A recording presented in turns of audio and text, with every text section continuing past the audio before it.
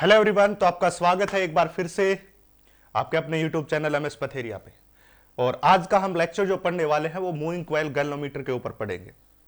और इस लेक्चर की खास बात यह है कि इसमें बोर्ड लेवल के ऊपर तो 100% क्वेश्चन आता ही है, उसके साथ साथ कॉम्पिटिटिव एग्जाम में भी इसका वर्चस्व रहता है और इसे क्वेश्चन आने की संभावनाएं सबसे ज्यादा होती है। और ये इस चैप्टर का जो यूनिट नंबर 3 के 2 चैप्टर्स में हमने इस पूरे यूनिट को करवाया है, तो उसके अंदर ये जो चैप्टर है इसका ये लास्ट आज लेक्चर होगा। उसके बाद हम अगला लेक्चर जो है टॉपिक स्टार्ट करेंगे, अगला जो इसका पार्ट है वो स्टार्ट करेंगे। तो इसलिए चैनल को लाइक शेयर और सब्सक्राइब कर लीजिए, क्योंकि क्वालिटी और कंटेंट जबरदस्त चल रहा है, आपको भी पता है ये बात। बिल्कुल क्वालिटी के साथ, कंटेंट के साथ किसी प्रकार का कोई कॉम्प्रोमाइजेशन नहीं है और इसका जो लेवल है वो बहुत जबरदस्त मैं लेके आ रहा हूं। और बार बार आपको एक ही बात कह रहा हूं कि इसके बाद आपको कुछ करने की जरूरत भी नहीं पड़ेगी। तो वही एज यूजुअल आपको पता है, हम एनसीईआरटी कवर करते हैं, कोर कंसेप्ट लेते हैं, पीवाईक्यू क्वेश्चंस होते हैं, बेसिक टू एडवांस है और एमसीक्यू भी साथ लेते हैं। और हमारा टारगेट रहेगा CBSE NEET IIT 2025।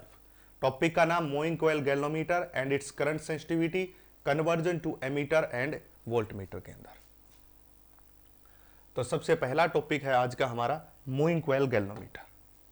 First topic moving coil galvanometer की बात करते हैं और इसका जो दूसरा नाम जनरली आपको लिखा मिलेगा वो मिलेगा एमसीजी, ऐसे भी लिखा मिल सकता है आपको।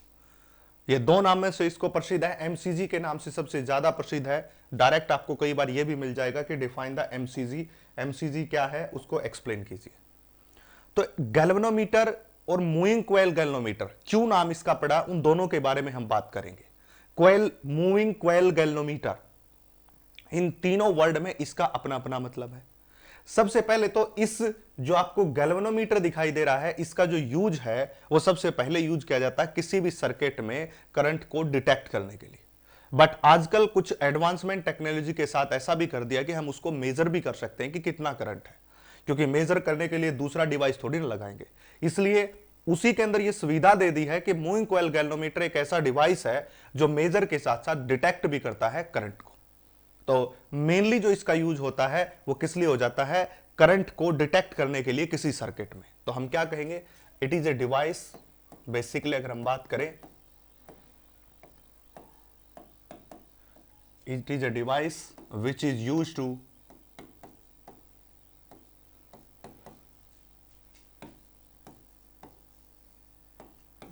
detect the current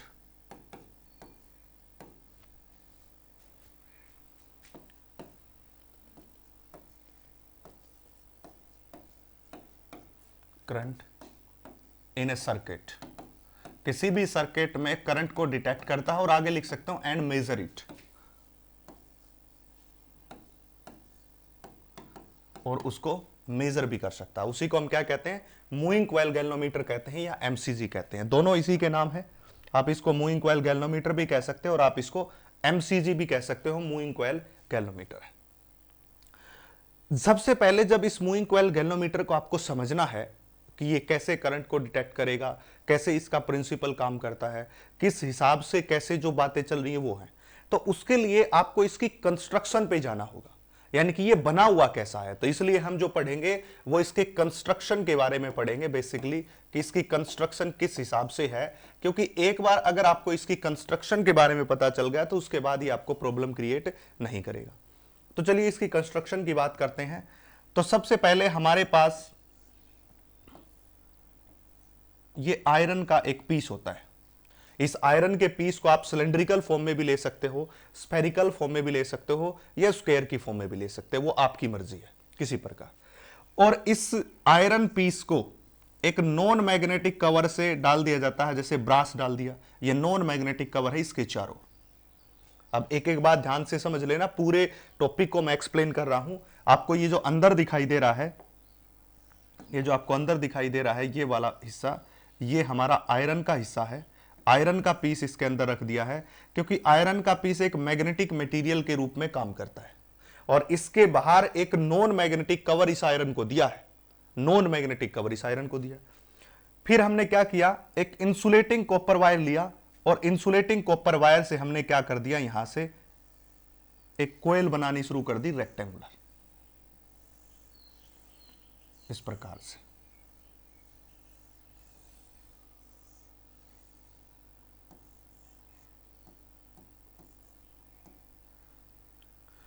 इस प्रकार से हमने कोयल बना दी और ये पूरी रेक्टेंगुलर कोयल है भाई।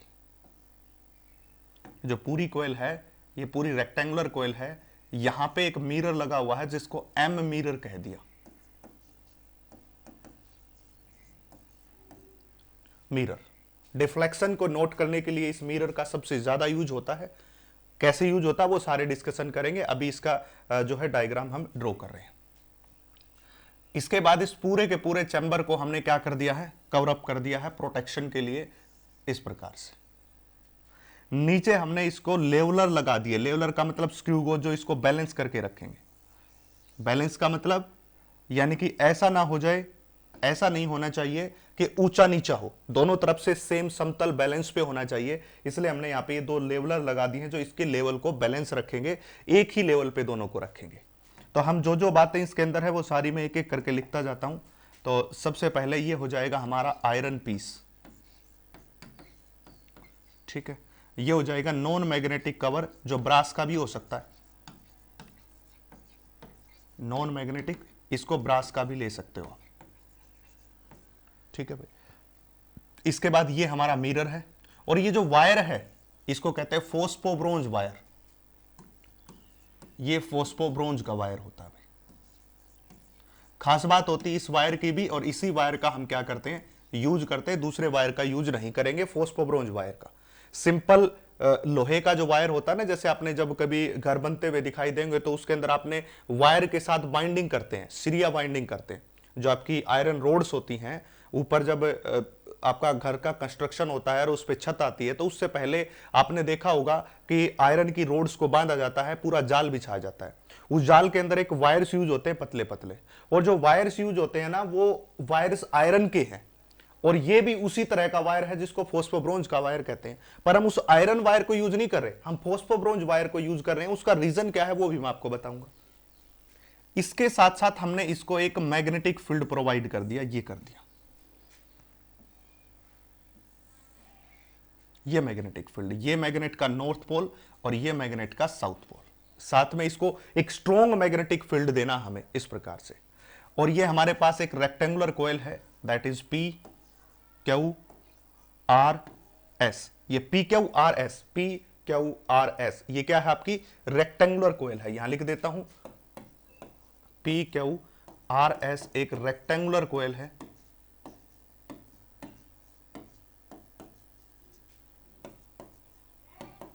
ठीक है, ये रेक्टेंगुलर कोयल है। अब इसके बाद क्या है, यहां पे हमने एक हेयर स्प्रिंग लगा दिया। हेयर स्प्रिंग बिल्कुल पतला सा स्प्रिंग होता है, हेयर स्प्रिंग होता है ना, बिल्कुल पतला सा स्प्रिंग होता है, हेयर स्प्रिंग उसको कहते हैं। वो आसानी से मुड़ तुड़ सकता है। और इस हेयर स्प्रिंग को यहां से उठा के अगर हम बात करें इस हेयर स्प्रिंग को, यहां हमने मैग्नेटिक कवर लगा दिया है।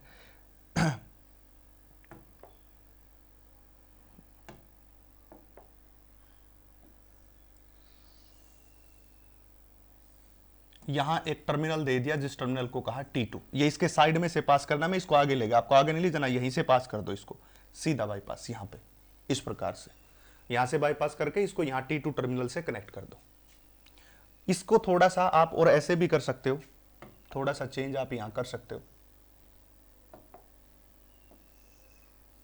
कुछ इस तरह से, और इसी प्रकार यहां पे भी ऐसा चेंज कर सकते हो ताकि ये अच्छा भी लगेगा और आपको।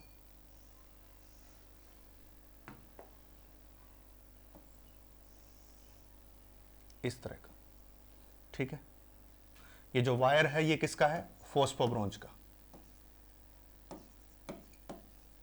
फोस्फोब्रोंज।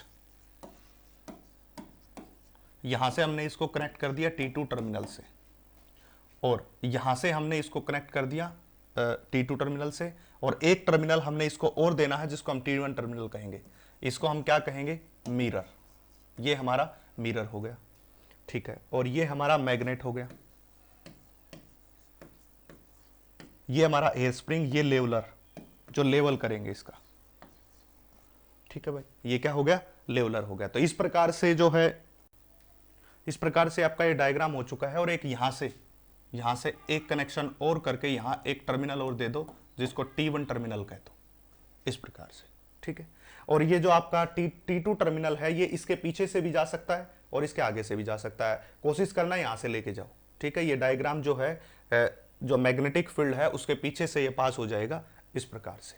ठीक है, यानी कि अगर आप पास करना चाहते हो तो कुछ ऐसे इसको पास कर सकते हो, इस प्रकार से।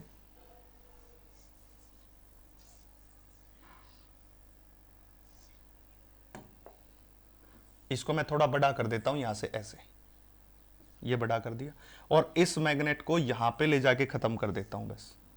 ये साउथ पोल, ये मैग्नेट।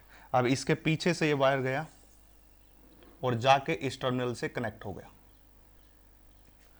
ऐसा दिखा सकते हो आप। ये हमारा अंदर का आयरन पीस हो गया, ये नॉन मैग्नेटिक कवर हो गया हमारा, और ये रेक्टेंगुलर कॉइल होगी PQRS, इस प्रकार से। तो आपको एक एक पॉइंट दोबारा से मैं रिपीट कर देता हूं। ये पूरा डायग्राम है आपका, और इस डायग्राम के अंदर सबसे पहले आयरन का पीस लिया जाता है, जो कि मैग्नेट है। मैग्नेटिक पीस है वो, नॉन मैग्नेटिक नहीं है, वो मैग्नेटिक है। इस आयरन पीस को कवर करने के लिए इसके चारों ओर एक नॉन मैग्नेटिक कवर हमने लगा दिया, और जो कवर ब्रास का हो सकता है, तो याद रखनी है सारी बातें। इसके बाद हमने इंसुलेटेड कॉपर वायर लिया। इंसुलेटेड का मतलब जिसके ऊपर कवरिंग होती है, जैसे तुम्हारे घर में वायर देखा होगा जिसमें प्लास्टिक की कवरिंग होती है, तो इंसुलेटेड कॉपर वायर लिया। उसको हमने एक रेक्टेंगुलर की फॉर्म दे दी, इसलिए हमने लिखा है रेक्टेंगुलर कॉइल हो गई वो। नॉर्थ और साउथ के साथ हमने यहां पे एक स्ट्रॉन्ग मैग्नेट दे दिया इसको, ताकि ये उसके अंदर वर्क कर सके। और इस नॉर्थ और साउथ मैग्नेट इस कोयल से बिल्कुल भी अटैच नहीं होती, बस इसके अंदर घूमती रहती है। यानी कि ये दो पोल हैं आपके, ये नॉर्थ हो गए, साउथ, कोयल ये बीच में है। इस कोयल बीच में रोटेट करती रहेगी, पर इन दोनों से नहीं टकराएगी, जो दो आपके मैग्नेट है इनसे, इस प्रकार। मिरर है आपका, मिरर का यूज किया जाता है डिफ्लेक्शन को रिकॉर्ड करने के लिए। ये हेल्प करता है मिरर टू रिकॉर्ड डिफ्लेक्शन।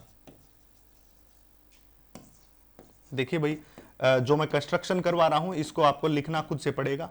अगर किसी को नोट्स की जरूरत है तो वो मेरे से मांग ले, मैं आपको दे दूंगा नोट्स, उसमें भी कोई प्रॉब्लम नहीं है। मैं आपको एक एक का समझाऊंगा कि किसका क्या काम है। क्यों? क्योंकि पेपर में जब क्वेश्चन आएगा तो अंदर से खींच के आएगा, बाहर से खींच के नहीं आएगा, अंदर से खींच के क्वेश्चन आएगा, इसलिए आपको उसी पे ध्यान देना। फॉस्फोब्रोंज वायर का क्यों यूज किया है? क्योंकि इसकी जो इलास्टिसिटी होती है वो ज्यादा होती है। इलास्टिसिटी क्या होती है? ज्यादा होती है, जिसको क्या कहते हैं? High tensile strength. High tensile strength होती है इसकी, इसलिए हम इसका यूज करते हैं भाई। ठीक है, हाई टेंसाइल स्ट्रेंथ होती है फॉस्फोब्रोंज। कहोगे जी उसका यूज क्या है? अब आपको याद होगा जो लास्ट लेक्चर में मैंने टॉपिक करवाया था और उसमें कहा था कि जब मैग्नेटिक फील्ड के बीच कोई रेक्टेंगुलर कॉइल रखते हैं, मैग्नेटिक फील्ड में अगर कोई रेक्टेंगुलर कॉइल को प्लेस करते हैं तो वो क्या आता है? उसके ऊपर टॉर्क आता है, और उस टॉर्क की वैल्यू क्या थी? NVIA cos theta. आपको याद होना चाहिए, मैं फिर से याद दिला रहा हूं कि जब मैग्नेटिक फील्ड के अंदर रेक्टेंगुलर कॉइल को, करंट कैरिंग रेक्टेंगुलर कॉइल को प्लेस करते हैं तो उसके ऊपर एक टॉर्क आता है, जिसको हम क्या कहते हैं? NVIA cos theta. जब उसके ऊपर टॉर्क आएगा तो वो कॉइल क्या करेगी? रोटेट करेगी।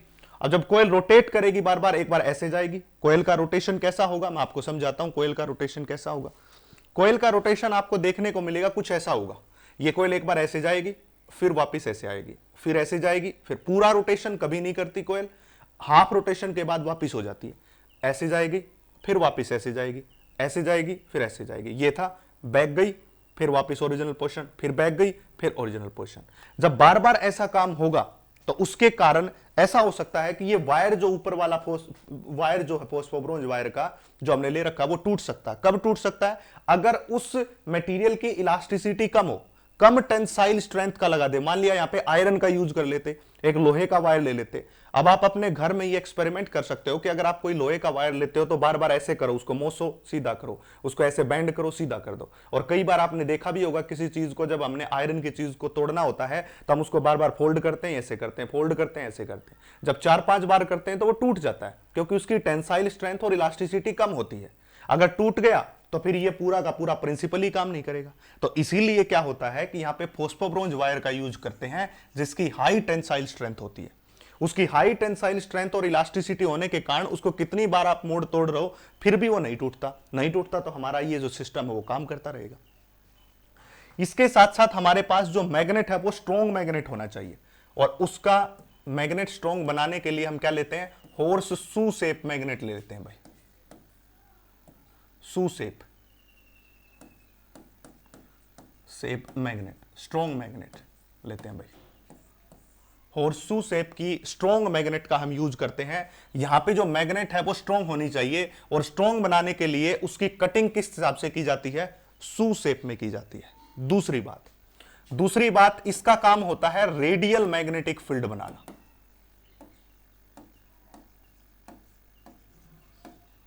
रेडियल मैग्नेटिक फील्ड को बनाना किसका काम, इस मैग्नेटिक फील्ड का काम। इसके दो काम हैं, पहला तो स्ट्रॉन्ग मैग्नेट प्रोवाइड करना, यानी कि स्ट्रॉन्ग मैग्नेटिक फील्ड देना, और दूसरा जो इसका काम है वो क्या है, रेडियल मैग्नेटिक फील्ड बनाना। दोनों में अंतर समझिए क्या होता है, क्या आपको करना है। सबसे पहली बात तो जो आपको ये स्ट्रॉन्ग मैग्नेट दिखाई दे रही है, इसकी जो शेप है वो हॉर्सशू शेप होनी चाहिए, और वो कैसे हो सकती है, प्रॉपर कटिंग के द्वारा। जब आप कटिंग कर रहे हो तो उसकी प्रॉपर कटिंग होनी चाहिए।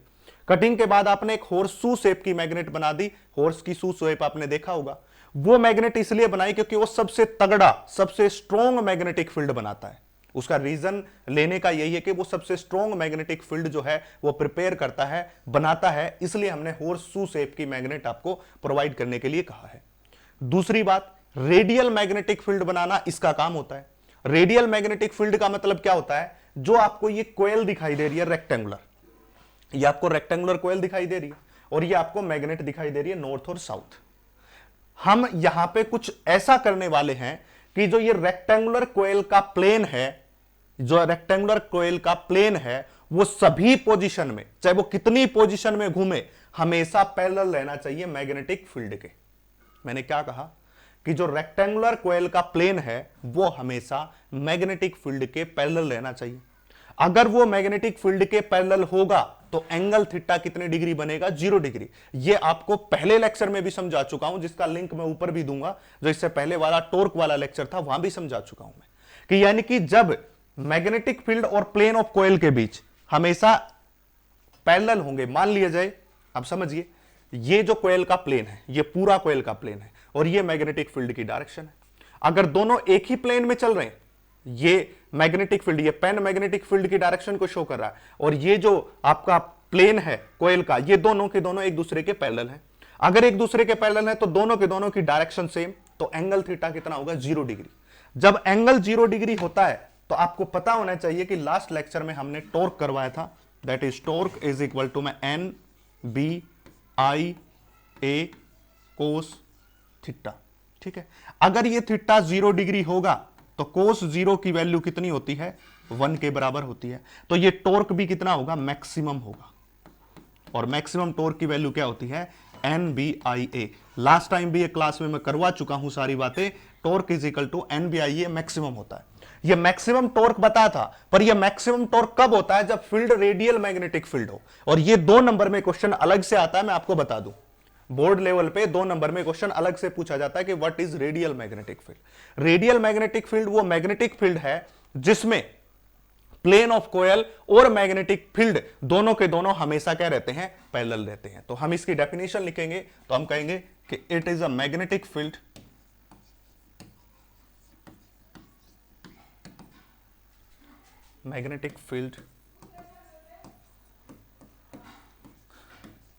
in which plane of coil in all position is parallel to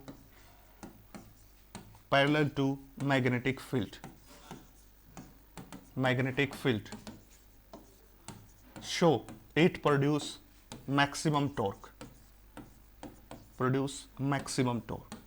मैं एक एक का आपको मतलब समझा रहा हूं कि क्या किस चीज का काम है यहां पे, मैक्सिमम टॉर्क। इसलिए वो क्या पैदा कर सकता है, मैक्सिमम टॉर्क। तो 2 नंबर में और यहां तक करना आपको, ये सारी बातें आपको बतानी है। मैक्सिमम टॉर्क पैदा कर सके। मैक्सिमम टॉर्क बनाने के लिए हमने एक विधि अपनाई। सबसे पहले तो एक हॉर्स शू शेप का एक स्ट्रॉन्ग मैग्नेट ले लिया और उससे जो मैग्नेटिक फील्ड पैदा किया उसको इस तरह से सेटअप कर दिया, इस प्रकार से सेटअप कर दिया ताकि प्लेन ऑफ कॉइल और उस मैग्नेटिक फील्ड के बीच हमेशा जो एंगल है वो कितना रहे, 0 डिग्री का रहे, यानी कि वो हमेशा एक ही प्लेन में रहे, दोनों के दोनों। इसके साथ साथ इसका एक छोटा सा डायग्राम भी होता है, वो आपको करना है। ये नॉर्थ पोल, ये साउथ पोल, ये छोटा सा डायग्राम भी आपको करना है। इस डायग्राम की मदद से आप इसको बेस्ट रिप्रेजेंट कर सकते हैं। ये आपकी कॉइल होगी, यहां से फील्ड कुछ इस तरह से जाएगा,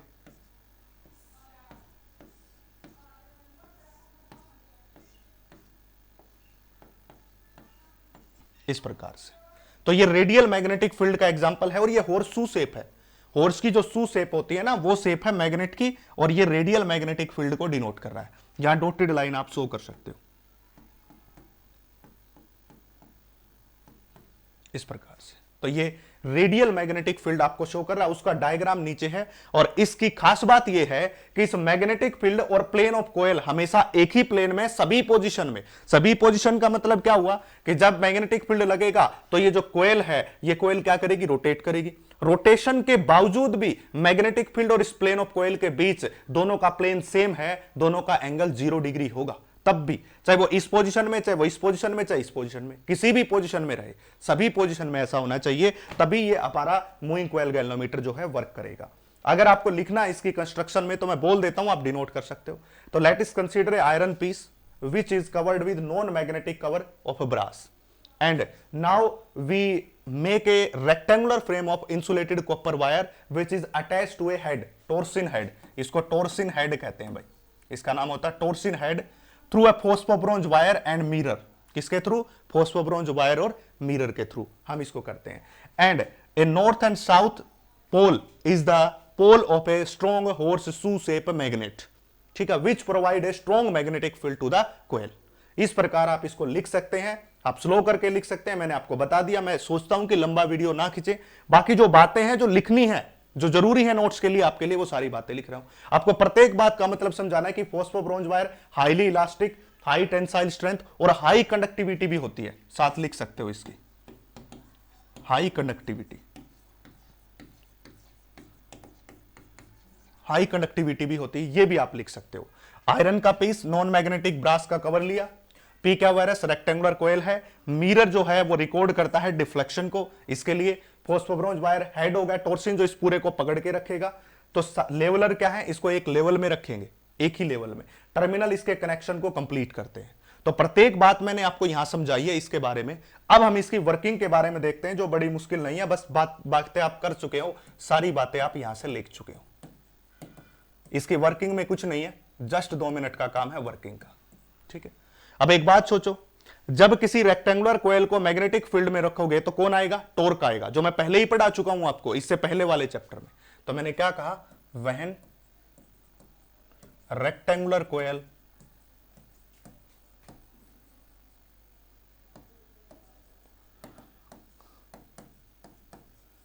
प्लेस्ड इन मैग्नेटिक फील्ड,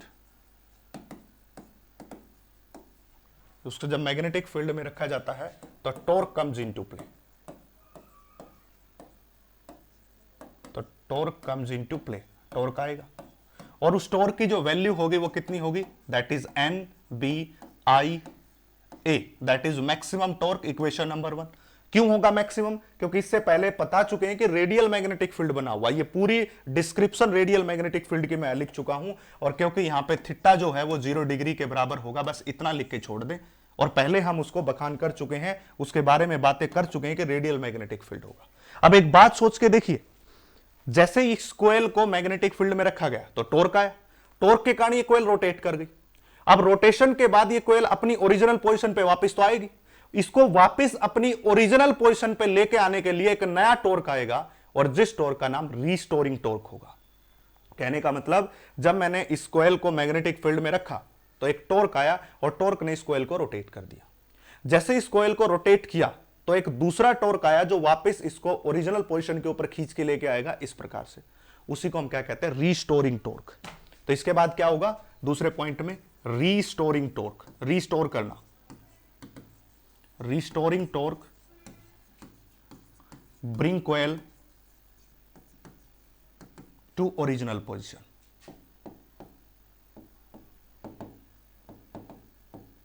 वो उसको वापस ओरिजिनल पोजीशन पे लेके आएगा, ये काम करेगा। अगर वो वापस ओरिजिनल पोजीशन पे आएगा तो जो रिस्टोरिंग टॉर्क है वो होता है K इंटू थीटा। आपको ये 11th क्लास में पढ़ाया जाता है, यहां पे कई बुक में सी थीटा से पढ़ रखा होगा, सी थीटा या के थीटा। ये तो हमारे पास टॉर्क वो है जब किसी करंट कैरिंग कॉइल को रखा जाए तो है ये, और ये मैकेनिकल है, ये करंट के कारण है, इलेक्ट्रोडायनामिक वाला टॉर्क है, और ये मैकेनिकल टॉर्क है। यानी कि जब हम किसी चीज को पकड़ के ट्विस्ट कर देते हैं, मान के चलिए मैं आपको ये थोड़ा सा एग्जांपल देता हूं। ये हमारे पास पेज है, मैं इस पेज को पकड़ के ऐसे ट्विस्ट कर दूं, और ट्विस्ट करने के बाद मैं इसको छोड़ दूं, छोड़ने के बाद वापस सीधा हो गया। जैसे ही मैंने ट्विस्ट किया तो मेरे द्वारा लगाया गया टॉर्क था, फिर मैंने इसको छोड़ दिया तो वापस ओरिजिनल पोजीशन पे आ गया। जब वापस ओरिजिनल पोजीशन पे आ गया तो उसको लेके कौन आया? रिस्टोरिंग टॉर्क लेके आया। और रिस्टोरिंग टॉर्क डायरेक्टली प्रोपोर्शनल किसके होता है? Angle of twist. जब मैं इसको ऐसे कर रहा हूं तो कोई ना कोई ट्विस्ट आ रहा है, एंगल में ट्विस्ट आ रहा है, इसलिए एंगल ऑफ ट्विस्ट है। ये आपका थीटा जो है ये एंगल ऑफ ट्विस्ट है, इसलिए। तो ये हो गई इक्वेशन नंबर सेकेंड। दोनों इक्वेशन को इक्वेट करोगे तो क्या हो जाएगा? NBA is equal to my K into theta. अगर मैं यहां से I को निकालूं तो यह आएगा K into theta divided by my NBA, इस प्रकार से। और इस K बाय NBA को नया नाम दे दिया, नया कांस्टेंट नाम दे दिया, जिसको दे दिया G, नया नाम। और इस G को कहते हैं गैल्वेनोमीटर कांस्टेंट।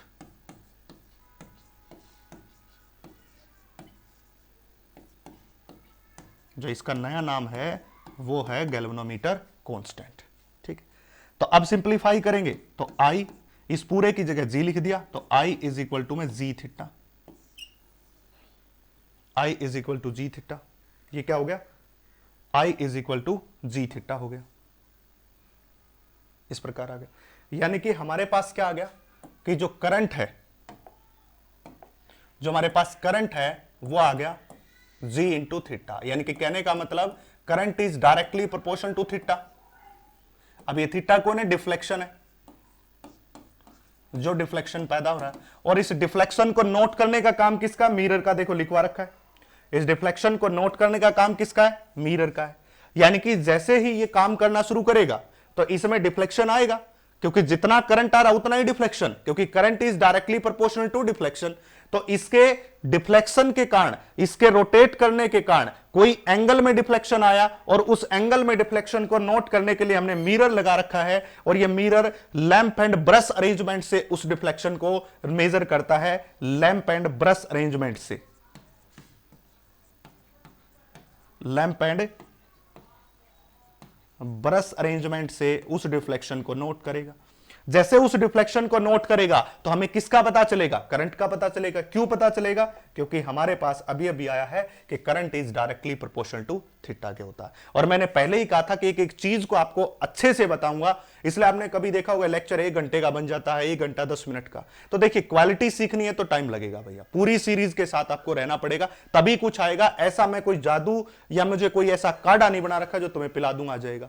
हौसलों से उड़ान होती है, ये मैंने बता दिया, पंखों की ज्यादा जरूरत नहीं होती है। आपको कई बार ऐसा लगेगा कि अब मन टूट रहा है, अब तो होगा ही नहीं हमसे, तो याद रखना आप मंजिल के करीब हैं। आपको विपरीत शक्तियां वापस ओरिजिनल पोजीशन पे लेके जाना चाहती है, बट आपको डट के खड़े रहना है, आपको मेहनत करनी है। और 1 साल अगर आपने अच्छे से डट के मेहनत की तो आपके गले में स्टेथोस्कोप होगा, जो मुझे भी खुशी देगा, आपको भी देगा। हर कोई इंजीनियर होगा, बड़े बड़े IIT बॉम्बे के अंदर आप खड़े होंगे, अपने आप को फील करके देखो, अपने आप को एम्स में फील करके देखो, तो आपको पता चलेगा कि कैसे मेहनत सफलता के ऊपर लाती है। क्योंकि सफलता जो है वो चमक देती है। और वही मुझे 2-3 बातें याद आती हैं, और उनसे मैं बड़ा प्रेरित होता हूं उन बातों से। जैसे कि अटल बिहारी वाजपेयी जो हमारे प्रधानमंत्री थे, पहले उन्होंने कहा था कि अंधेरा छटेगा, उजाला होगा, सूरज चमकेगा और कमल खिलेगा। हो सकता है मैंने 1-2 लाइन इसमें ऐड कर दी हो, पर मुझे बड़ी अच्छी लाइन लगती है कि जब भी आपको अंधेरा दिखाई दे तो याद रखना वो अंधेरा जरूर छटेगा, सूरज फिर से जो है चमकेगा और कमल फिर से खिलेगा। हालांकि वो अपनी पार्टी के लिए करते, पर मैं आपको बता रहा हूं आपकी जिंदगी का कमल, आपकी जिंदगी मतलब आपकी सफलता का कमल खिलेगा। इसलिए कीजिए मेहनत, जी तोड़ मेहनत कीजिए, आपको पता चलेगा। तो ये आपका पूरी अरेंजमेंट थी इस प्रकार। अब हम क्या करते हैं, इसी मूविंग कॉइल गैल्वेनोमीटर के अंदर हम सेंसिटिविटी की बात करते हैं। ये टॉपिक जो आपका यहां पे कंप्लीट हो चुका मूविंग कॉइल गैल्वेनोमीटर के बारे में। इसके मैंने सबसे पहले आपको बताया, बात करते हैं इसके क्या होता है, फिर इसका वर्किंग आपको बताई, कंस्ट्रक्शन आपको बताई, और इसके प्रिंसिपल मैं भूल गया वहां पे बताना, हालांकि आपको पता है, मैं बता देता हूं। प्रिंसिपल क्या है? कहता है कि जब किसी करंट कैरिंग रेक्टेंगुलर कॉइल को मैग्नेटिक फील्ड में रखते हैं तो उसके ऊपर टॉर्क आता है। ये बात तो मैं बार बार बोल चुका हूं, बस ये लिखना भूल गए कि ये प्रिंसिपल है। तो हम यहां पे क्या लिखेंगे? यहां पे लिख देंगे when current carrying coil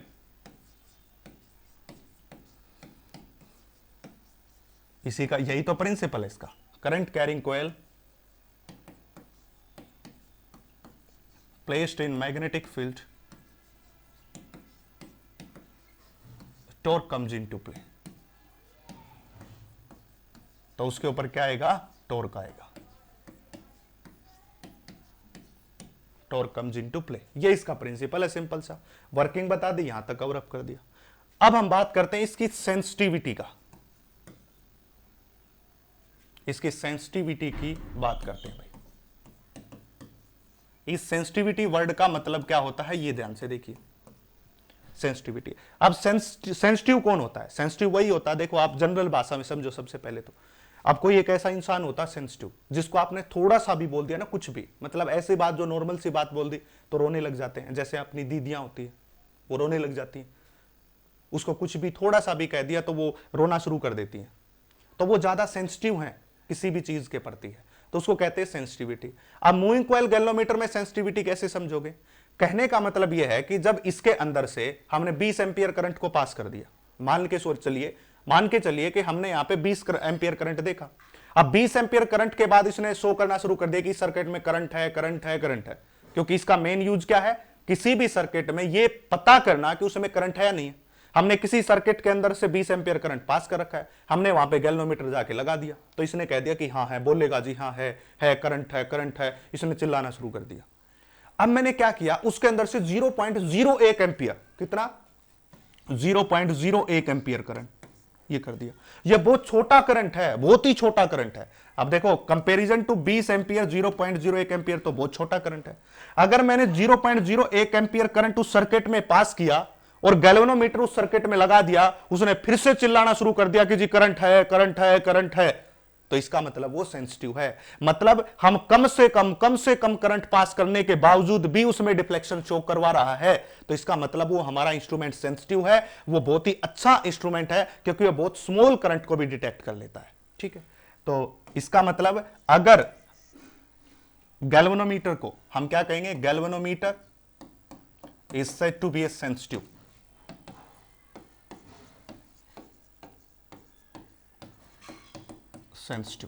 If it shows deflection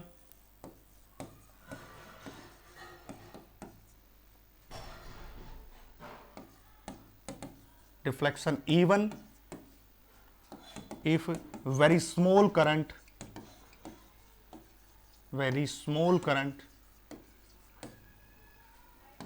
is flows through circuit।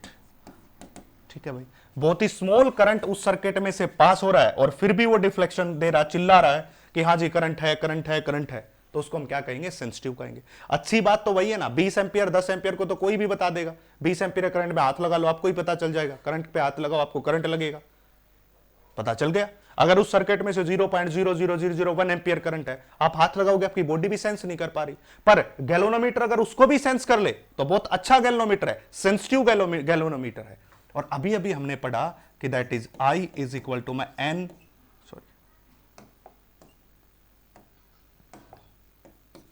K divided by my NBA is equal to theta. ये पढ़ा है, ठीक है भाई, ये हमने पढ़ा है।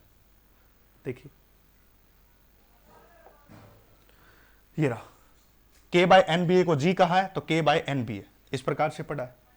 अब हमने यहां पे क्या देखा कि अगर हम यहां पे G की बात करते हैं तो वो G हमारे पास जो आया हुआ है, जो आपका G आया हुआ है, करंट सेंसिटिविटी की बात करेंगे इसके बाद थोड़ा सा। हम अभी हमने ये सेंसिटिविटी की बात कर ली कि सेंसिटिविटी क्या होती है, ये हमने क्या की? सेंसिटिविटी। अब सेंसिटिविटी दो तरह की होती है, सेंसिटिविटी दो प्रकार की होती है। पहली होती है current sensitivity,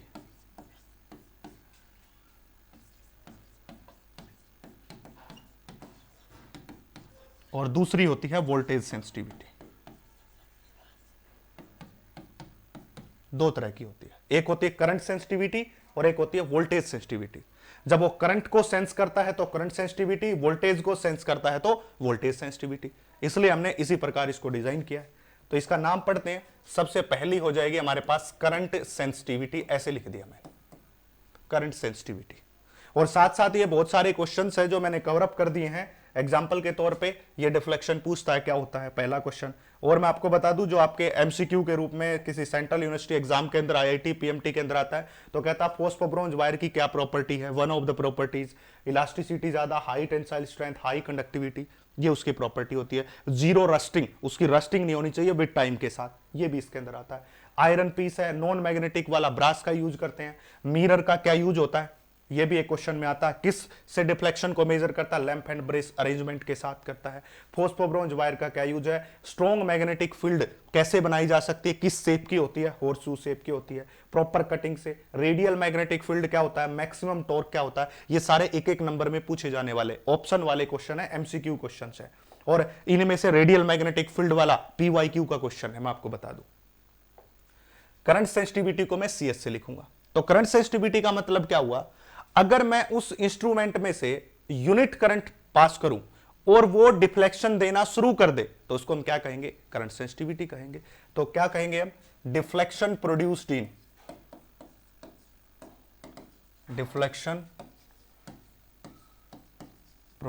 in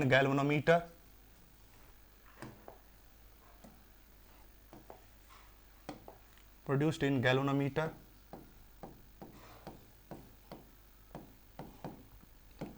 when unit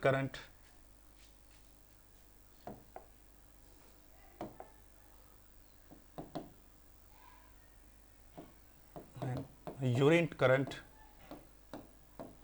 is flowing through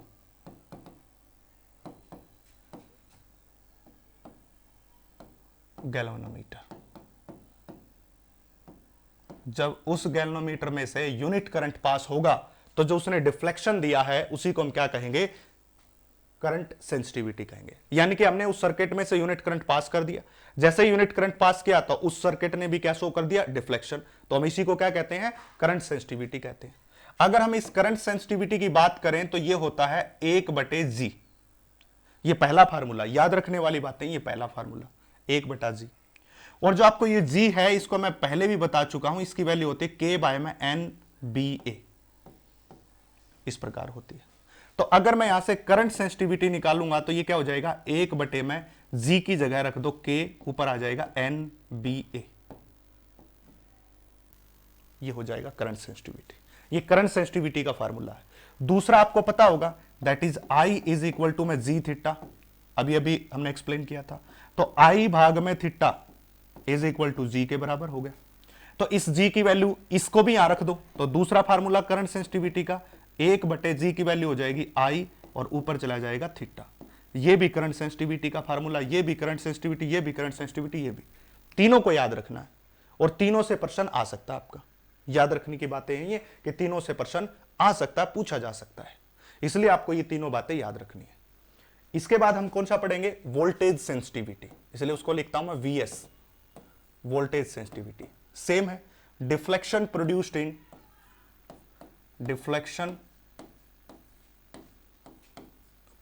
in galvanometer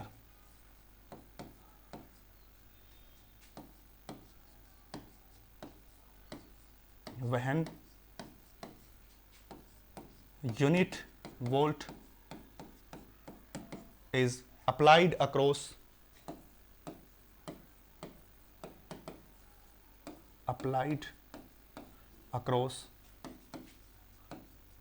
terminals of a circuit। उस सर्किट के टर्मिनल्स के अक्रॉस अगर हमने यूनिट वोल्ट अप्लाई कर दी है तो उसने जो डिफ्लेक्शन दिया है उसी को हम क्या कहते हैं, वोल्टेज सेंसिटिविटी। और इस वोल्टेज सेंसिटिविटी का जो फार्मूला होता है वो होता है 1/G × R, ठीक है। अगर उसमें से यूनिट करंट पास करने के बाद जो डिफ्लेक्शन मिला उसको करंट सेंसिटिविटी, यूनिट वोल्टेज पास करने के बाद जो डिफ्लेक्शन मिला उसको वोल्टेज सेंसिटिविटी। और इसका फार्मूला होता है जी आर, यहां पे आर हो गया रेजिस्टेंस, आर हो गया रेजिस्टेंस हो गया, ठीक है।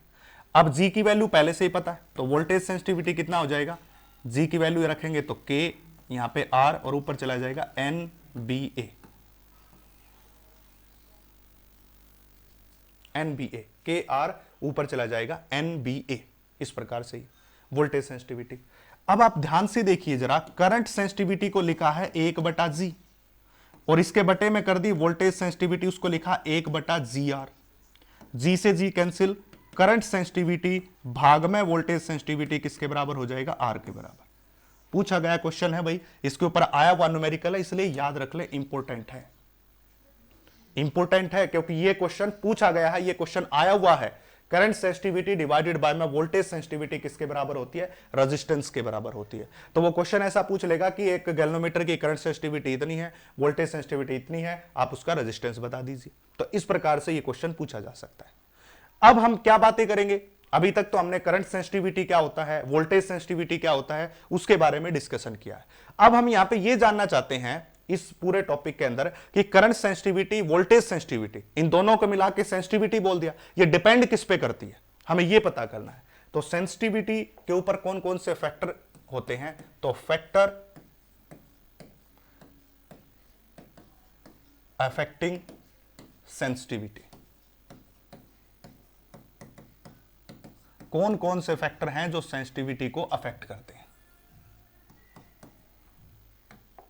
कौन कौन से फैक्टर हैं जो सेंसिटिविटी को अफेक्ट करते हैं, ये बात करनी है।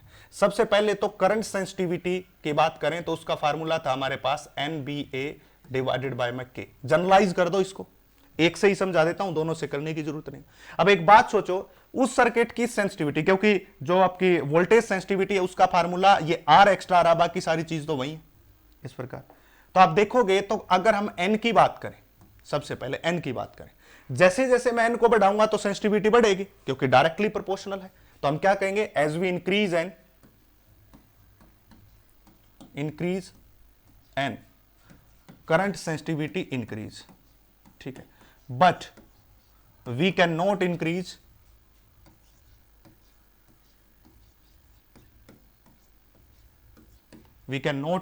Beyond a limit, beyond a limit, limit के अलावा हम इसको नहीं बढ़ा सकते। क्यों नहीं बढ़ा सकते, क्योंकि अगर उस लिमिट के बाद बढ़ाया तो रेजिस्टेंस भी तो बढ़ेगा। क्यों बढ़ेगा उसकी बात समझिए। एन का यहां पे नंबर ऑफ टर्न्स है, पहले भी बता चुका हूं कल वाले लेक्चर में, एन यहां पे नंबर ऑफ टर्न्स है। अगर इस कोयल्स की टर्न्स को ज्यादा बढ़ाते चलेंगे, ये जो आपको कोयल दिखाई रही है PQR, अगर इसकी एन टर्न्स को मैंने बहुत ज्यादा बढ़ा दिया, 100 200 400 कर दिया, तो जैसे जैसे टर्न्स बढ़ेंगी तो वायर की लेंथ बढ़ेगी, और वायर की लेंथ बढ़ेगी तो उसके साथ साथ रेजिस्टेंस भी बढ़ेगा, R = ρL/। और दूसरी बात, वो बल्कि हो जाएगा, वो हैवी हो जाएगा, और ये अच्छे से काम नहीं करेगा, क्योंकि अगर इस पे लोड ज्यादा हो गया तो डिफ्लेक्शन अच्छा नहीं दे पाएगा ये, तो इसकी सेंसिटिविटी घटना शुरू हो जाएगी। इसीलिए आपको जब भी इसको बढ़ाना है तो एक लिमिट तक आप बढ़ाओगे, उस लिमिट के बाद आप इसको नहीं बढ़ाओगे, बिकॉज सिस्टम बिकम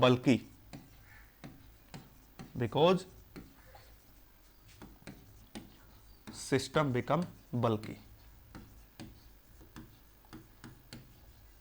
जो सिस्टम है वो क्या हो जाएगा, बल्की हो जाएगा। इसलिए दूसरा B, strong magnetic field use करना चाहिए हमें बढ़ाने के लिए, स्ट्रॉन्ग मैग्नेटिक फील्ड जो कि हॉर्स शू शेप का हमने लेना है, ये आपको पहले भी बताया। और हॉर्स शू शेप कैसे, पहले तो कटिंग अच्छी होनी चाहिए, अगर उसकी कटिंग अच्छी नहीं होगी तो हॉर्स शू शेप नहीं बन पाएगा। एरिया ऑफ क्रॉस सेक्शन को इंक्रीज करेंगे हम, मैं सीधा लिख रहा हूं इंक्रीज करेंगे, पर यह भी एक लिमिट तक ही करना, हमें लिमिट से आगे नहीं करना, क्योंकि लिमिट से आगे करोगे तो फिर वही सिस्टम बल्कि हो जाएगा। के की वैल्यू स्मॉल होनी चाहिए, जो के है उसकी वैल्यू क्या होनी चाहिए, स्मॉल होनी चाहिए। तो ये सारे वो फैक्टर है जो करंट सेंसिटिविटी को अफेक्ट करते हैं, करंट सेंसिटिविटी से उनको फर्क पड़ता है। जैसे जैसे एन बढ़ाओगे तो करंट सेंसिटिविटी बढ़ेगी, पर एक लिमिट तक बढ़ेगी, उसके बाद वो घटना शुरू हो जाएगी क्योंकि सिस्टम बल्कि हो जाएगा।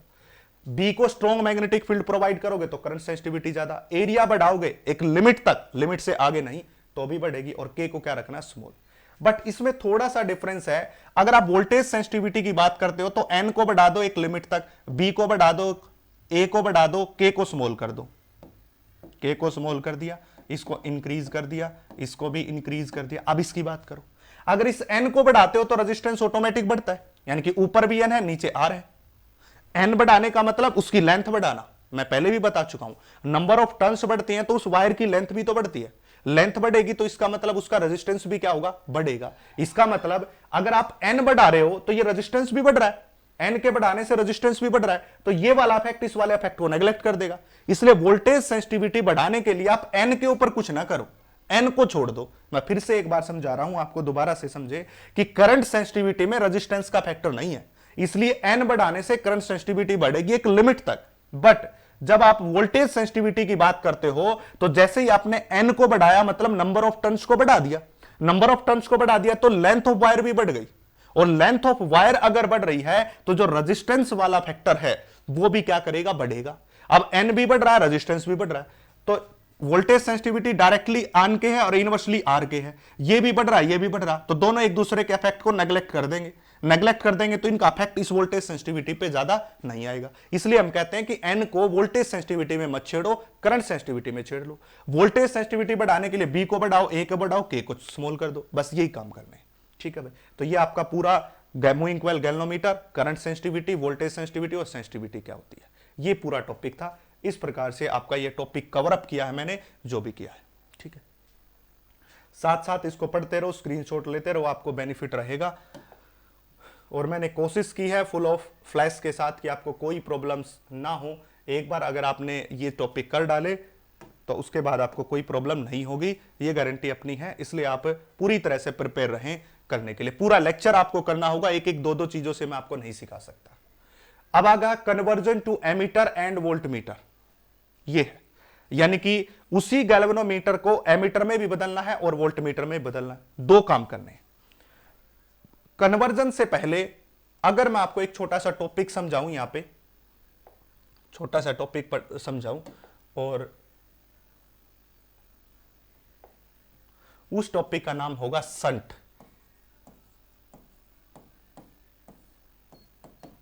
संट होगा, ये छोटा सा टॉपिक है, ये आपको समझना पड़ेगा। उसी के बाद आप कन्वर्जन कर सकते हो एमीटर में और वोल्टमीटर में। किसको? गैल्वेनोमीटर को। गैल्वेनोमीटर का यूज एक तो बता दिया, टू डिटेक्ट द करंट, दूसरा use to measure the current, तीसरा use to convert galvanometer into ammeter, चौथा use to convert galvanometer into voltmeter. तो ये सारे उसी के यूज में आते हैं। तो देखिए संट क्या होता है, स्मॉल रेजिस्टेंस होता है।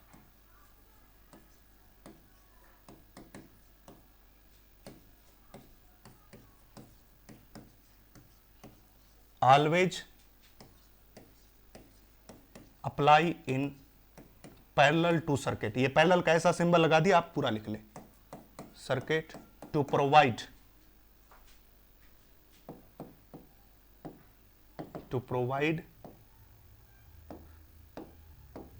Easy path for current, easy path for current. अब इसको समझना है जरा, इसको समझिए जरा। मान लिया ये गैल्वेनोमीटर है, इस गैल्वेनोमीटर के सीरीज में नहीं पैरेलल में एक स्मॉल रेजिस्टेंस लगाया जाता है, जिस स्मॉल रेजिस्टेंस का नाम क्या होता है, संट होता है। ये बात याद रखना, हमेशा पैरेलल में लगेगा, सीरीज में नहीं लगेगा। जब भी आपको एक वर्ड लिखा मिल जाए संट, कहीं पे भी आपको ऐसा मिल जाए संट, तो तुरंत समझाना कि किसी भी सर्किट के पैरेलल में है, पर है स्मॉल रेजिस्टेंस। ये क्या किया जाता है कि इस मान लिया जाए यहां से करंट पास हो रहा है आई अमाउंट में करंट। अगर ये सर्किट ना होता, क्योंकि पैरेलल में करंट डिवाइड होता है, 10वीं क्लास में भी सीख के आए, और मैं पहले सेल्स इन सीरीज और पैरेलल में बता चुका हूं कि करंट डिवाइड होता है किसमें, पैरेलल में, और वोल्टेज सेम रहती है।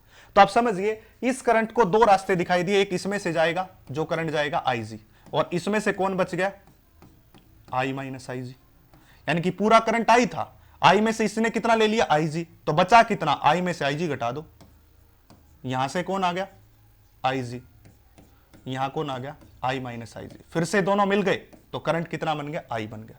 तो ये सोचने की बात है, अगर ये संट न होता तो सारा करंट इस गैल्वेनोमीटर में से पास होता। जब सारा करंट इस गैल्वेनोमीटर में से पास होता तो ये गैल्वेनोमीटर को खत्म कर देता, बरंट कर देता, खराब कर देता। तो हमने क्या किया, इसके पैरेलल में एक छोटा सा रेजिस्टेंस लगा दिया। जब इसके पैरेलल में छोटा सा रेजिस्टेंस हमने लगा दिया है तो करंट जो है इस रेजिस्टेंस में से पास होना शुरू हो गया, और जब करंट इसमें से पास होगा तो गैल्वेनोमीटर खराब होने से बच जाएगा, क्योंकि गैल्वेनोमीटर का काम केवल प्रेजेंस ऑफ करंट बताना है कि इस सर्किट में करंट है और कोई काम नहीं है। अगर हम उसमें से सारा करंट पास कर देंगे तो वो ब्रंट हो सकता है, वो खत्म हो सकता है, खराब हो सकता है। इसलिए अब देखिए V is equal to I into R. अगर ये रेजिस्टेंस स्मॉल है तो करंट क्या होगा, ज्यादा होगा, यानी कि पूरे करंट का मैक्सिमम भाग कौन ले लेगा, संट ले लेगा, क्योंकि इसका रेजिस्टेंस स्मॉल है अकॉर्डिंग टू ओम्स लॉ। जिसका रेजिस्टेंस स्मॉल होता है उसका करंट क्या होता है, ज्यादा होता है। इसलिए जितना भी करंट होगा उस करंट का मैक्सिमम पार्ट किस में से पास हो जाएगा, संट में से पास हो जाएगा, जो मैक्सिमम ऑफ मैक्सिमम पार्ट है वो। तो ये ओम्स लॉ ने बताया था। अब हमें ये पता करना है कि कितना संट लगाया है, इस बात को पता करना हमें कितना संट। अब इस संट की वैल्यू को फाइंड आउट करेंगे। कैसे करेंगे, सीधा सा तरीका हमें पहले से पता है कि पैरेलल में वोल्टेज क्या रहती है, सेम रहती है। तो जो वोल्टेज गैल्वेनोमीटर से पास हो रही है वही वोल्टेज तो संट से पास हो रही है, क्योंकि पैरेलल में वोल्टेज सेम है। ये आपको पहले से ही कंसेप्ट पता है। हमें कंसेप्ट जो पहले है उन्हीं का यूज करेंगे, नया कंसेप्ट का यूज नहीं करेंगे। पैरेलल में वोल्टेज सेम है तो जो वोल्टेज गैल्वेनोमीटर की है वही वोल्टेज किसकी है, संट की है। अब अगर हम गैल्वेनोमीटर की वोल्टेज की बात करें तो फार्मूला लगाएंगे, इसके थ्रू करंट कितना है IG, इसका रेजिस्टेंस कितना है G के बराबर, इज इक्वल टू, अगर हम इसके थ्रू बात करेंगे तो इसके थ्रू करंट कितना है I माइनस IG, और इसका जो संट है वो कितना है S है। इस प्रकार अगर हम इसको फर्दर सिंप्लीफाई करें तो IG इंटू जी बटे में क्या हो गया, I माइनस IG, और उस तरफ कौन आ गया, संट आ गया। तो ये इतना रेजिस्टेंस हो गया संट का। अब यहां पे किसी दूसरे वैल्यू भी निकाल सकते हो आप, इसको और भी ऐसे कर सकते हो, किसी भी फॉर्मेट में ले सकते हो। आपको फॉर्मेट लेना है IG, G को नीचे ले आओ, इसको ऐसे भी लिख सकते हो बटे में G। आपको बुक स्टाइल से चलने की जरूरत नहीं है। कभी आप देखोगे जी IG निकाल लिया, I को I प्लस, क्योंकि यहां पे हमें पता चल रहा है I के दो टुकड़े हुए थे, एक IG, अगर मैं उसको उस हिसाब से करता तो एक IS हो जाता, एक उसमें से पास होता तो IS। वो सब आपको करने की जरूरत नहीं है, सिर्फ आप सिंपल से कंसेप्ट पे आओ जो आपको पता है, जो आप पहले से जानते हो। और वो कंसेप्ट क्या है, वो कंसेप्ट ये है कि पैरेलल में वोल्टेज सेम होती है। जब न्यूमेरिकल आएगा तो इससे सारे आएंगे, भाग भाग के निकलेंगे, चिल्ला चिल्ला के निकलेंगे इन्हीं से, इनसे ज्यादा कुछ नहीं है, इन्हीं से सब हो जाएगा जो मैंने आपको बताया है। इससे बाहर कुछ करने की जरूरत है ही नहीं आपको। वोल्टेज पैरेलल में सेम है तो पैरेलल में सेम कीजिए और सोल्व कर लीजिए। अगला S निकलवा रहा तो S निकाल दो, अगला I निकलवा रहा तो I निकाल दो, IG निकलवा रहा तो IG निकाल दो, जो भी निकलवाए वही निकाल दो, जो उसका मन करे भाई। ये I माइनस IG कौन है, ये I माइनस IG कौन है, जो करंट किस में से पास हुआ है, संट में से, वही तो है ये। अरे I में से IG घटा तो इस S में से पास होने वाला करंट ही तो है, उसको हम IS भी लिख सकते हैं। मेरा मन करेगा तो मैं उसको IS भी लिख सकता हूं, तो मर्जी है, कुछ भी लिखो, कैसे भी लिखो, सब बातें एक जैसी है। तो ये संट था, इसलिए हमने इसको पैरेलल में लगाया है। पैरेलल में लगाते ही इसका रेजिस्टेंस कम होने से सारा करंट अपने अंदर से पास कर लेगा ये, इसलिए हम इसको क्या कहते हैं, संट कहते हैं। अब हमें कन्वर्जन करना है, और कन्वर्जन सबसे पहला कन्वर्जन हम लेंगे किसको, पहला कन्वर्जन लेंगे galvanometer to ammeter.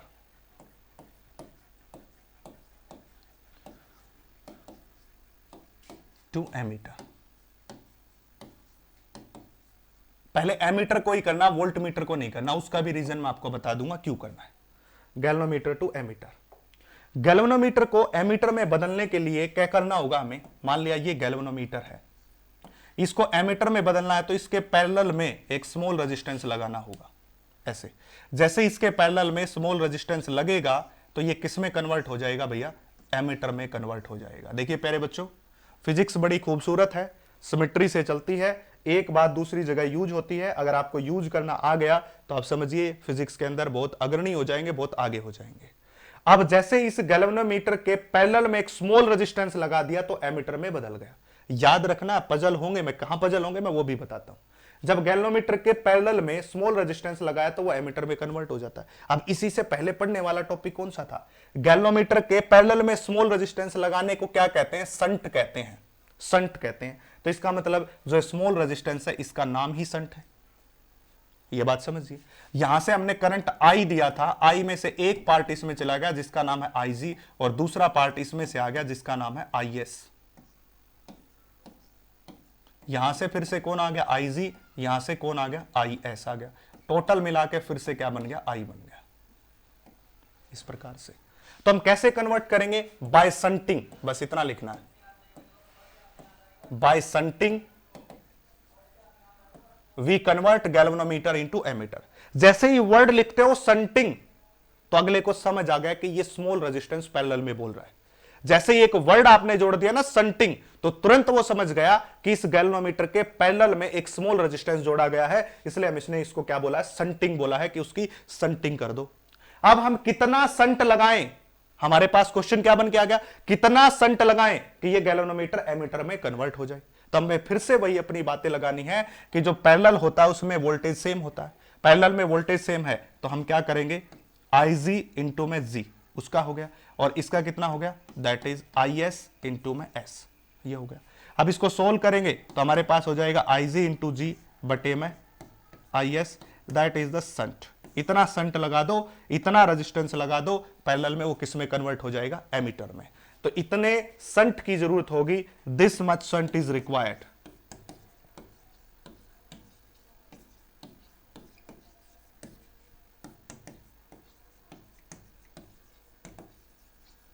to convert into emitter, उसको एमीटर में कन्वर्ट करने के लिए इतने शंट की रिक्वायरमेंट होती है जो आपके सामने लिखा हुआ है। तो बातें बड़ी सिंपल सी है, मुश्किल बातें नहीं है। अब कोई बंदा, कोई बच्चा इसको ऐसे भी कर सकता है, जी मैं तो इसको ऐसे लिखूंगा, भाई लिख ले, यहां लिख ले, लिख ले, इसको क्या फर्क पड़ता है? फिर इसको तो कन्वर्ट करता, फिर ये IG को IG एक तरफ लो, फिर S को निकालो, वो करो वो करो।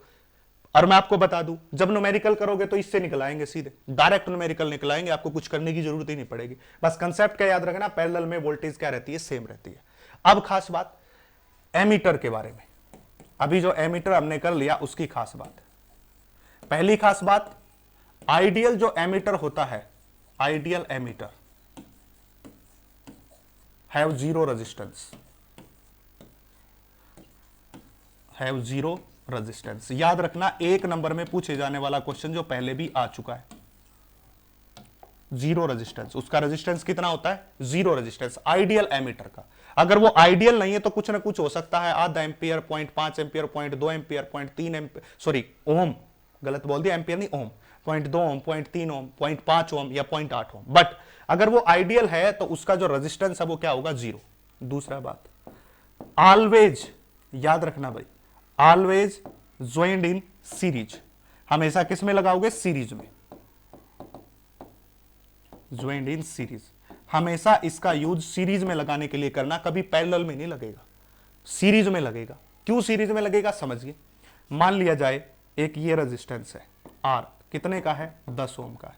इसके सीरीज में हमने यहां पे एमीटर को लगा दिया और इसमें से करंट पास कर दिया, वोल्टेज पास कर दी हमने 10 वोल्ट की, ठीक है। अब इस एमीटर का रेजिस्टेंस तो जीरो है। अगर इस एमीटर का रेजिस्टेंस जीरो है तो टोटल रेजिस्टेंस कितना रहेगा? 10 ही रहेगा। तो करंट कितना आएगा? 10 बटे में 10, 1 एम्पियर। कोई सर्किट को फर्क पड़ा? कोई फर्क नहीं पड़ा सर्किट को। इसलिए हमेशा किस में जोड़ा जाता है? सीरीज में।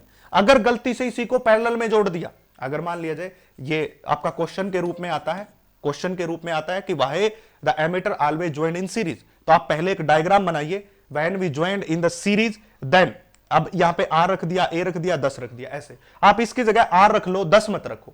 आप उसको एक प्रूफ देने के लिए एक थ्योरेटिकल वैल्यू ना करके, न्यूमेरिकल वैल्यू ना रख के एक थ्योरी की तरह रख दो, इसको V बोल दो और कह दो टोटल रेजिस्टेंस कितना हो जाएगा? R प्लस 0, क्योंकि आइडियल एमीटर का रेजिस्टेंस कितना है? 0 ओम है। तो टोटल रेजिस्टेंस कितना रहेगा? 10 रहेगा। टोटल वोल्टेज कितनी रहेगी? 10 वोल्ट। तो करंट कितना आएगा? 1 एम्पियर आएगा। अगर फिर कहो दूसरा पॉइंट बनाओ, इसी का दूसरा पॉइंट बनाओ, दूसरा पॉइंट बनाओ, बाय मिस्टेक, बाय मिस्टेक अगर गलती से ज्वाइंड इन पैरेलल, अगर उसको पैरेलल में जोड़ दिया तो क्या होगा? देखिए 10 ओम का रेजिस्टेंस था, पैरेलल में एमीटर जोड़ दिया, ये जोड़ दिया, और यहां पे बैटरी फिर से लगा दी 10 वोल्ट की। मैं न्यूमेरिकल वैल्यू लेके समझा रहा हूं, आप न्यूमेरिकल लेके भी उसको सोल्व कर सकते हो, पेपर में जब भी क्वेश्चन आएगा ऐसा आता है, इसलिए मैं आपको करवा रहा हूं। तो अब टोटल रेजिस्टेंस क्या होगा? 1/10 प्लस में 1/0। पता होगा ना पैरेलल में रेजिस्टेंस कैसे जोड़ते हैं। तो ये क्या हो जाएगा?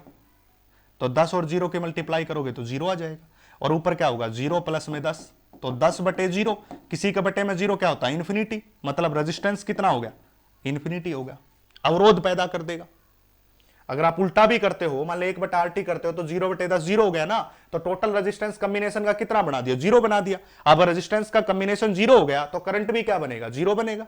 करंट तो कुछ बचा ही नहीं, V is equal to I into R, I is equal to V by R हो गया ना। अगर इन्फिनिटी होगा तो जीरो और जीरो होगा तो इन्फिनिटी, इसलिए हम उसको हमेशा किसमें ज्वाइन करते हैं, always joined in the series not in parallel. ये बात याद रखना, सीरीज में ज्वाइन करते हैं। अच्छा अगली बात, अगला पॉइंट इसका एमीटर का अगला पॉइंट लेते हैं। इसकी रेंज को, range of volt metre,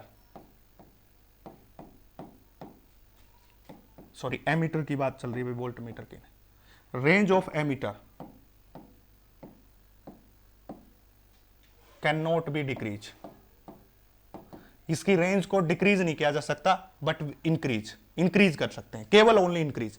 range को इंक्रीज किया जा सकता, डिक्रीज क्यों, क्योंकि जो बेसिक डिफ्लेक्शन आ रहा है, जो अभी हमने डिफ्लेक्शन की बात की थी गैल्वेनोमीटर में, उसको घटाया नहीं जा सकता, उसको कम नहीं कर सकते, उसको बढ़ा सकते, डिफ्लेक्शन को बढ़ा सकते। जो बेसिक डिफ्लेक्शन आ रहा है वो तो आ ही रहा है, उसको क्या घटाओगे, तो उसके डिफ्लेक्शन को नहीं घटा सकते, उसके डिफ्लेक्शन को बढ़ाया जा सकता है। इसलिए रेंज ऑफ एमीटर बढ़ा सकते हैं, घटा नहीं सकते, याद रखना आपको, ठीक है। अगर हमने रेंज को कर दिया, अगर रेंज ऑफ एमीटर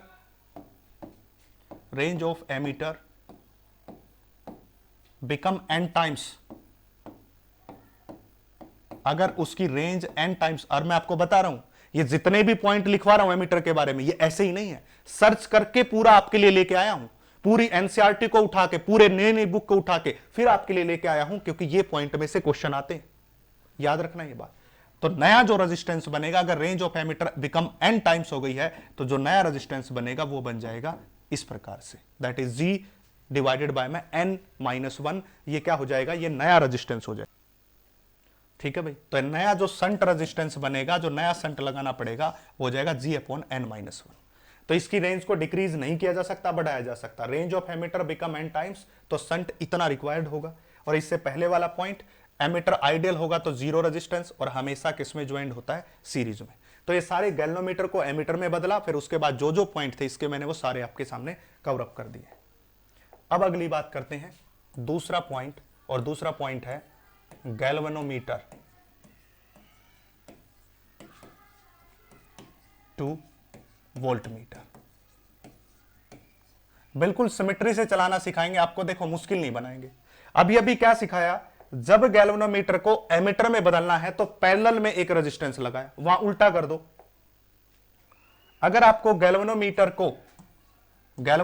को बदलना है किसमें, आपको गैल्वेनोमीटर को बदलना है किसमें, वोल्ट मीटर में। जब एमीटर में बदला था तो पैरेलल में लगाया था, वोल्ट मीटर में बदलोगे तो सीरीज में लगाना है रेजिस्टेंस, हाई रेजिस्टेंस सीरीज में। तो इसके अंदर से आई करंट पास होगा और सीरीज में करंट सेम रहता है, सभी को पता है। तो ये किस में कन्वर्ट हो जाएगा भाई, वोल्ट मीटर में कन्वर्ट हो जाएगा, ठीक है। तो यहां पे क्या लिखेंगे, पुट हाई रेजिस्टेंस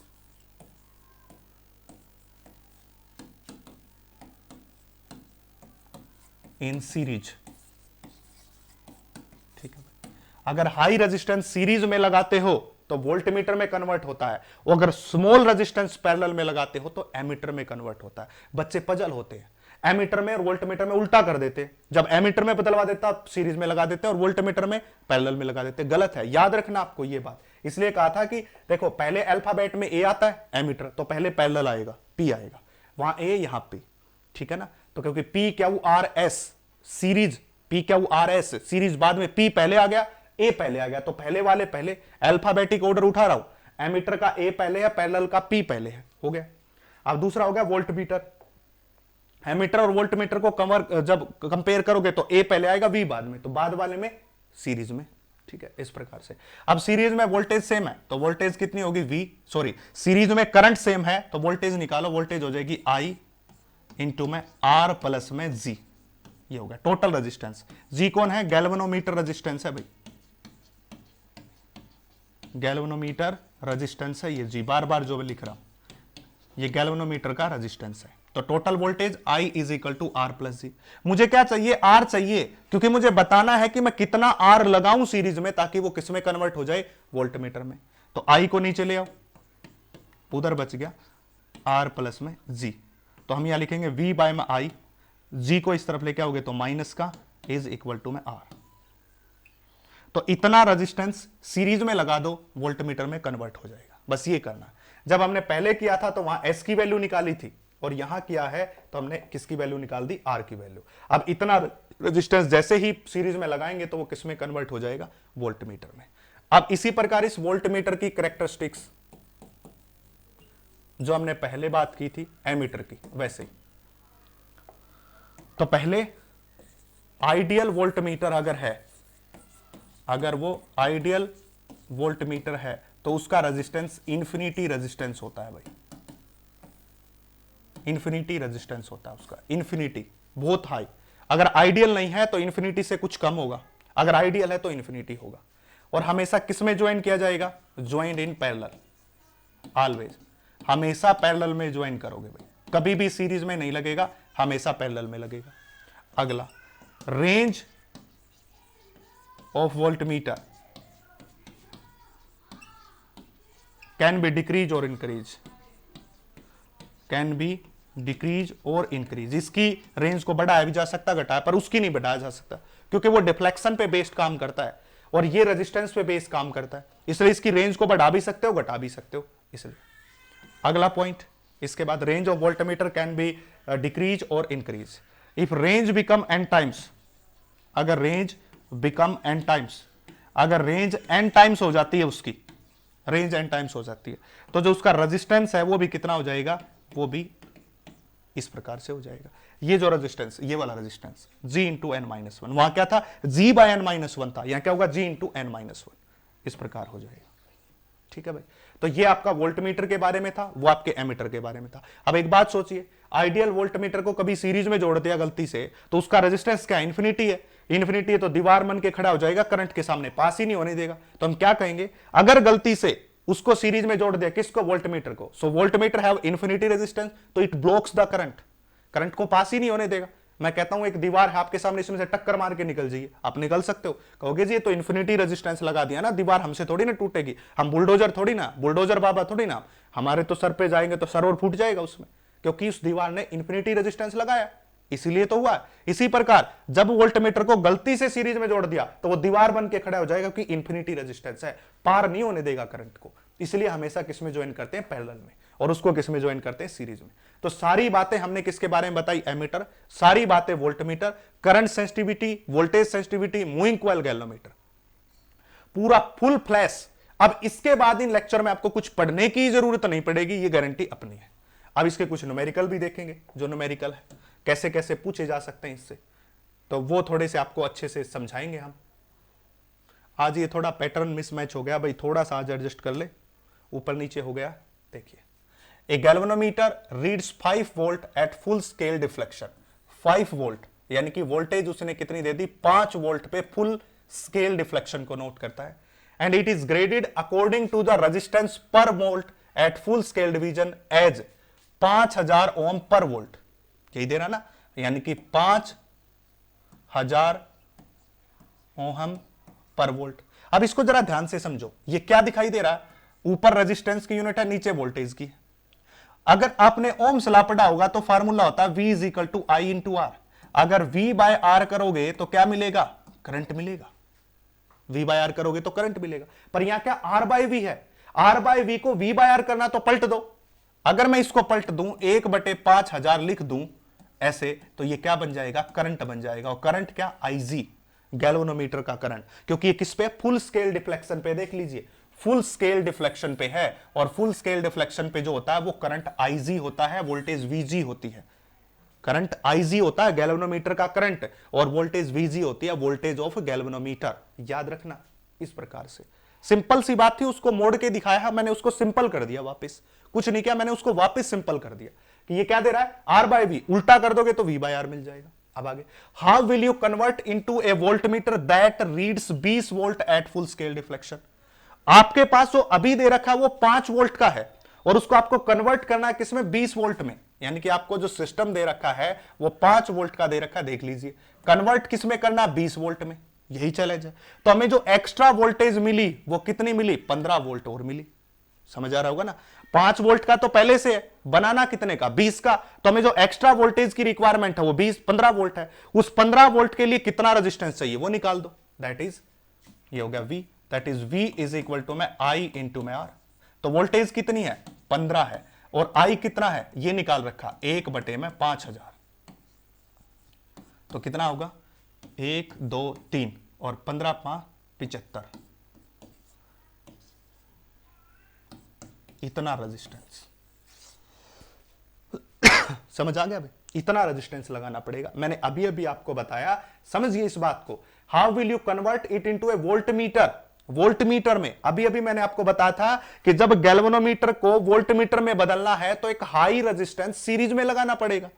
अब इसने वही कहा है कि उसका आईजी इतना दे रखा है, हमें 5 वोल्ट से 20 वोल्ट की रेंज का वोल्ट मीटर बनाना है, तो कितना रेजिस्टेंस लगाऊं, कितना रेजिस्टेंस सीरीज में लगाऊं वो पता करना है। तो एक्स्ट्रा कितनी वोल्टेज देनी है, 5 का तो पहले था, 20 का बनाना, तो कितनी एक्स्ट्रा वोल्टेज देनी होगी, 15 वोल्ट एक्स्ट्रा देनी होगी। और 15 वोल्ट एक्स्ट्रा देनी है, करंट इतना है, तो रेजिस्टेंस कितना लगाऊं, इतना। ठीक है, अब टोटल रेजिस्टेंस कितना होगा, देखिए टोटल रेजिस्टेंस 5000 ओम, 5000 ओम 1 वोल्ट का था, इस बात को समझो, 5000 ओम पर वोल्ट, यानी कि 1 वोल्ट का रेजिस्टेंस कितना है 5000, तो 5 वोल्ट का कितना होगा 25000, तो एक तो 25000, तो ये हो गया, प्लस जो एक्स्ट्रा 15 वोल्ट थी उसका रेजिस्टेंस 75000, तो ये हो गया कितना 75000, टोटल कितना हो गया 1 लाख, 1 लाख ओम हो गया। मुझे पता है कुछ बच्चों को ये कम समझ में आया होगा, मैं फिर से समझाता हूं। अब हमारे पास टोटल वोल्टेज 20 हो गई है, 5 वोल्ट पहले था उसको 20 वोल्ट में बदल दिया। अब सबसे पहले हम ये जानना चाहते हैं कि जब हमारे पास 5 वोल्ट का वोल्टमीटर था तो उसका रेजिस्टेंस कितना था। तो हमें कैसे पता चला, इस वर्ड से 5000 ओम पर वोल्ट, इसका मतलब क्या, 1 वोल्ट का रेजिस्टेंस 5000 ओम है, तो 5 वोल्ट का रेजिस्टेंस कितना होगा 25000 ओम होगा, ये तो हो गया 5 का। और 15 वोल्ट का, ये 15 वोल्ट का रेजिस्टेंस अभी भी निकाला कितना 75000, तो टोटल रेजिस्टेंस सिस्टम का कितना हो गया, जब वो 20 वोल्ट का बन चुका है, जब वो वोल्टमीटर 20 वोल्ट का बन चुका है, तो टोटल रेजिस्टेंस कितने का बना, 5 के लिए ये 15 के लिए, टोटल 1 लाख ओम बन गया। Will it still graded 5000 ohm per volt, क्या अभी भी वो इसी रेंज का रहेगा, तो हम देख लेते हैं हमारे पास टोटल रेजिस्टेंस कितना है,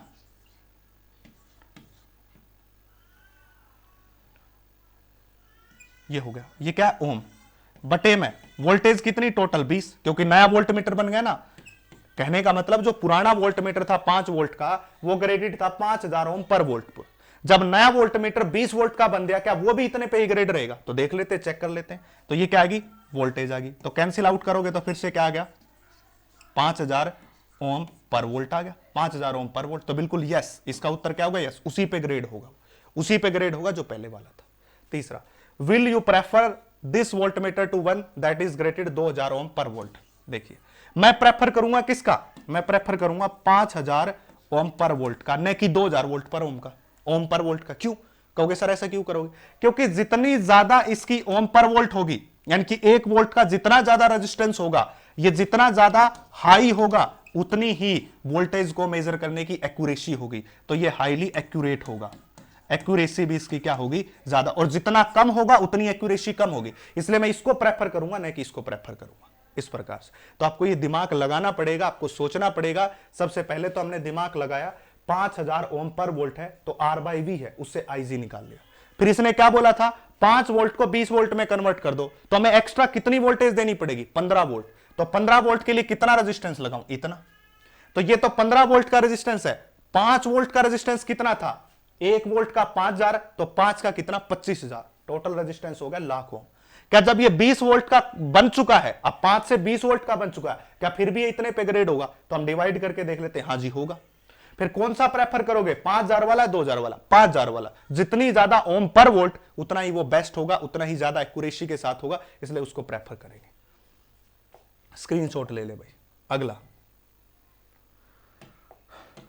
question, in a circuit shown in the figure the current is to be measured, what is the value of current if ammeter shown is galvanometer with resistance, galvanometer का resistance 60 ओम दे रखा है, and galvanometer described in, but देखिए भाई इसका diagram हमें देखना पड़ेगा, इसका डायग्राम नहीं है हमारे पास, तो इसका डायग्राम देख लेते हैं क्या होगा।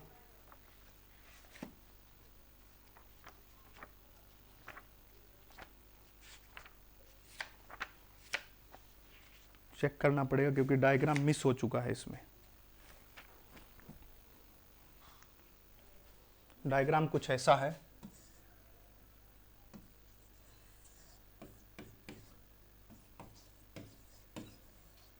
इस प्रकार से।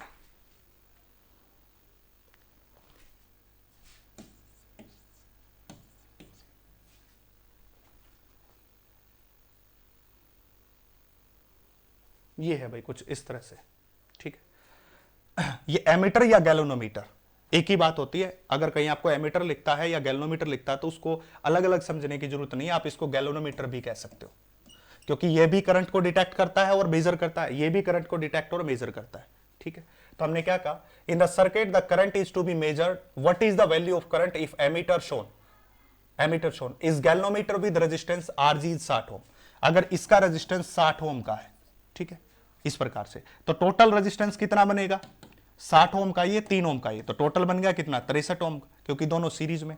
तो करंट कितना होगा, V बाय आर, तो 3 वोल्ट है और 63 ये है, तो कैंसिल आउट करोगे तो कितना हो जाएगा, 1/21 एम्पियर, ठीक है भाई। एमीटर और गैल्वेनोमीटर एक ही बात है, उसी का रेजिस्टेंस दे रखा है, ठीक है। Is galvanometer described in but converted to ammeter by shunt resistance 0.02 ohm, इस प्रकार 0.02। अब देखिए क्या कह रहा है, अब इसको समझिए जरा। ये जो गैल्वेनोमीटर था ना, गैल्वेनोमीटर पहले ये गैल्वेनोमीटर था, इसको एमीटर में कन्वर्ट कर दिया। उसने कहा कि ये पहले गैल्वेनोमीटर था, ऐसे मैं समझा देता हूं पूरा, हालांकि डायग्राम तो केवल उतना ही दे रखा था, मैं आपको समझा देता हूं फिर भी। ये था पहले गैल्वेनोमीटर इस प्रकार से, जिसका रेजिस्टेंस कितना था, 60 ओम का था।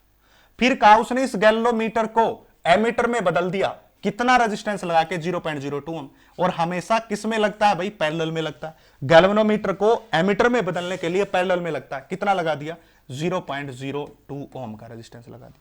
तो अब हमें क्या करना पड़ेगा, पहले इन पैरेलल कॉम्बिनेशन का रेजिस्टेंस सोल्व करेंगे, फिर इसको इसमें ऐड करेंगे, फिर करंट निकालेंगे। तो सोल्व करो। अब टोटल पैरेलल कॉम्बिनेशन का resistance is equal to 1/60 plus में 1/0.02 हो गया। यहां से आरपी निकाल लो उल्टा करके, तो ये इसका मल्टीप्लीकेशन जो है ऊपर आ जाएगा, दैट इज 60 गुणा में 0.02 बटे में 60 प्लस में 0.02, ये टोटल आरपी आ गया। अब इस आरपी के साथ कितना जोड़ दो, 3 ओम, तो टोटल रेजिस्टेंस कितना हो जाएगा, दैट इज आरपी प्लस में 3 ओम, इस प्रकार। आरपी यहां से लिखो, फिर करंट कितना आएगा, that is E divided by में आरपी प्लस में 3, ये आ जाएगा नया उत्तर, इस प्रकार से। तो आपको फाइंड आउट करने के लिए सबसे पहले तो आपको रेजिस्टेंस निकालना पड़ेगा, टोटल आरपी निकालना पड़ेगा। जैसे ही आप आरपी रेजिस्टेंस को निकालोगे, कैसे निकाला, दोनों का पैरेलल कॉम्बिनेशन, समझ आई बात। क्योंकि गैल्वेनोमीटर एमीटर में तभी कन्वर्ट होता है जब उसके पैरेलल में एक स्मॉल रेजिस्टेंस लग जाए, तो ये था। अब दोनों को ऐड करके आरपी निकाल लिया, तो इसका हो गया आरपी, और ये इसके सीरीज में, तो total resistance RP plus R, यानी कि आरपी प्लस 3, इस प्रकार। फिर ई बाय 3/10 उत्तर हो जाएगा। Is an ideal ammeter with 0 resistance. अगर ये पूरा एमीटर, ये जो आपने कॉम्बिनेशन देख रखा है, ये आइडियल होता, तो अभी अभी आपको बात लिखवाई थी पीछे कि आइडियल वोल्टमीटर का इंफिनिटी और आइडियल एमीटर का 0 रेजिस्टेंस। तो इसका रेजिस्टेंस तो 0 है, तो सर्किट में करंट कितना होगा, केवल एक ही रेजिस्टेंस बचा 3 ओम का, और 3 वोल्ट और 3 ओम का रेजिस्टेंस, तो 1 एम्पियर आ जाएगा। ये तीसरे पार्ट का उत्तर है, थर्ड पार्ट का उत्तर है ये, ठीक है। क्योंकि जब ये 0 हो चुका तो यही तो बचा, एक खाली एक ही रेजिस्टेंस बचा 3, और ये वोल्टेज 3, तो 3/3 1 एम्पियर, इस प्रकार से। तो ऐसे आपको माइंड से सोच के, दिमाग लगा के आपको क्वेश्चंस को हल करना है, सोल्व करना है, वो आपको झलक दे दी है। आज के लिए इतना ही, बाकी नेक्स्ट लेक्चर में करते हैं। धन्यवाद।